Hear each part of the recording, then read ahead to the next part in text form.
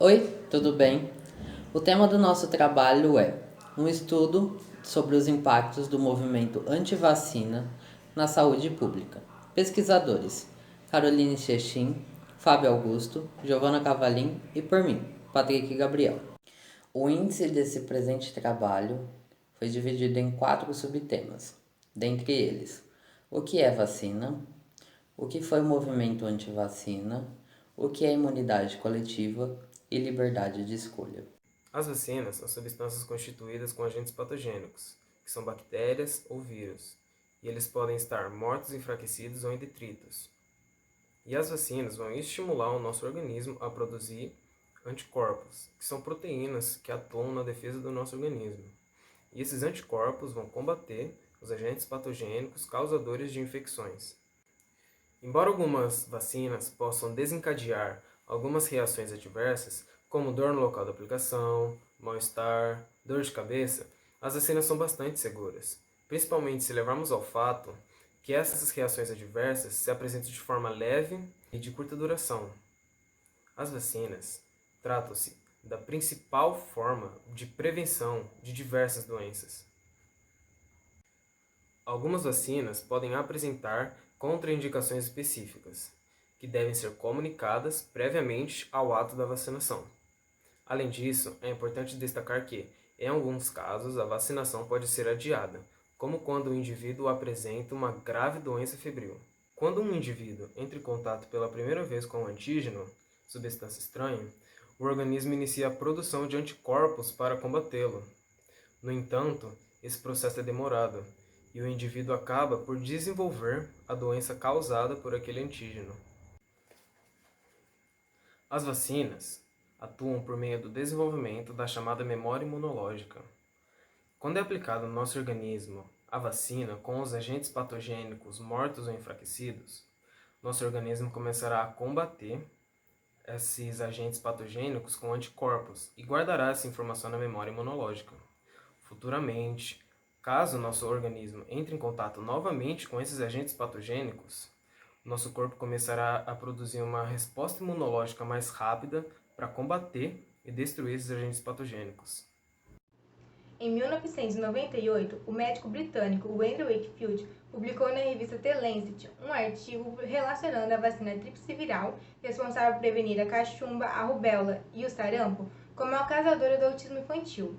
Esse artigo expõe a ideia de que o sistema imunológico da criança sofreria uma sobrecarga com a aplicação da vacina. A teoria de Wakefield é refutada por diversos médicos e pesquisadores que comprovaram a fraude na sua pesquisa. Entretanto, mesmo depois disso, as pessoas se amedrontaram e pararam de se vacinar e aos seus filhos, iniciando assim o movimento anti-vacina que se espalhou da Europa para a América do Norte e da América do Norte para o Brasil. Os ideais defendidos por esse movimento é a espera de sistema imunológico mais maduro, um tempo mais prolongado de vacinação e apenas uma vacina por vez. Dessa forma, eles propõem uma mudança no calendário de vacinação. À vista disso, a OMS declarou que estudos foram realizados e confirmaram que a aplicação de várias vacinas não prejudica o sistema imunológico. Apesar disso, o movimento ganhou tamanha magnitude que em 2019 a OMS apresentou uma lista com as grandes 10 ameaças à saúde, e entre elas estava o medo da vacina, pois possibilita o retorno de doenças consideradas até então desaparecidas. Um exemplo é o retorno do sarampo no Brasil, que perdeu o certificado de eliminação da doença recebido em 2016 pelo OPAS. Para o especialista Renato Kifuri, o movimento anti-vacina surgiu por causa da confiança desenvolvida pela ausência de casos de rubéola, meningite, poliomielite e tétano. Já Natália Pasternak acredita que os anti-vacinas tiveram origem no movimento natural, pois afirmam que o melhor é uma vida livre de química e, caso você tenha uma vida saudável, seu sistema imunológico dá conta. Contudo, um fator que preocupa os médicos e especialistas é o efeito chamado imunidade coletiva. O que é imunidade coletiva? Imunidade coletiva é um cálculo realizado por epidemiologistas e infectologistas, a fim de prever o número percentual da população que será preciso ser vacinada para conter um vírus e para que todos os indivíduos estejam protegidos, mesmo que alguns não tenham sido vacinados. Imunização sem vacina. No atual cenário pandêmico em que vivemos, Realizar a imunidade coletiva sem a utilização de uma vacina é muito perigoso e muito complicado. Para isso, pessoas teriam que se expor ao vírus diariamente. Cerca de 20 a 80% da população teria que se infectar para atingir a cobertura. Isso resultaria em 86 milhões de brasileiros infectados, 17 milhões de internações e 860 mil mortes. Além de outro fator que impede é que não sabemos até que ponto a memória imunológica do coronavírus será efetiva, até que ponto uma pessoa que foi infectada não será infectada de novo. Cenários. Em um cenário de vacinação, uma vacina com 50% de eficácia, por exemplo, reduziria em 90% o número de casos se toda a população fosse vacinada. No número de eficácia de uma vacina, ela realmente protege 50% da população, mas também deve levar em conta esse cálculo a imunidade coletiva. Isso é o que a gente chama de efeito rebanho. Quando muitas pessoas estão vacinadas, as pessoas não vacinadas, elas acabam não contraindo o vírus. Por quê? Porque as pessoas vacinadas, elas criam uma barreira impedindo a transmissividade do vírus. E pessoas que não foram vacinadas não o contraem, controlando também a epidemia. Por isso, é importante atingir uma cobertura vacinal suficiente para que possa flexibilizar as medidas de segurança. Então, com um número percentual de pessoas, reduziria a transmissividade do vírus. Uma vacina, por exemplo, com 90%, seria preciso menos pessoas para serem vacinadas, ou seja, a cobertura vacinal seria muito menor e seria atingido muito mais cedo.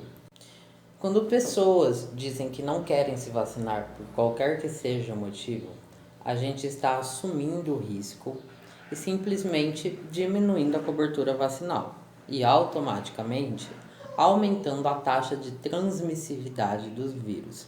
Por isso é importante que toda a população se vacine, para que atinja a cobertura vacinal suficiente para impedir a transmissividade do vírus e também para proteger aqueles que não têm escolha e não possam tomar vacina.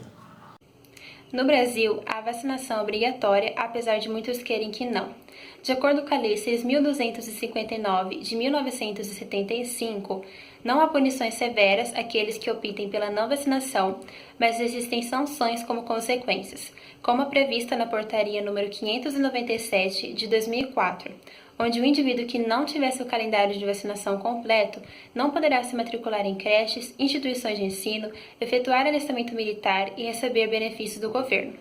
Porém, existem alguns casos específicos em que a vacinação se torna compulsória, como na prevista na Lei 13.979, sancionada pelo presidente Jair Bolsonaro em fevereiro de 2020, onde ele prevê a vacinação compulsória como uma medida que pode ser adotada pelas autoridades da saúde no controle da pandemia. Nos casos em que os indivíduos optam pela não vacinação, existem diversos motivos por trás, porém o mais recorrente e que vem crescendo ao longo do tempo é o próprio movimento anti-vacinação. E com base em todas as informações aqui já apresentadas, podemos concluir que a não vacinação, especialmente em grande parte da população, pode ter como consequência a sua não eficácia, a continuidade da propagação da doença e o regresso de doenças anteriormente já controladas, como o próprio sarampo. Portanto, cabe ao Ministério da Saúde e ao governo incentivar a vacinação, promovendo-a para toda a população, bem como propagando a sua importância e o dever do cidadão com o país e a saúde do próximo. Aqui estão todas as referências utilizadas pelos integrantes do grupo. Muito obrigada pela atenção.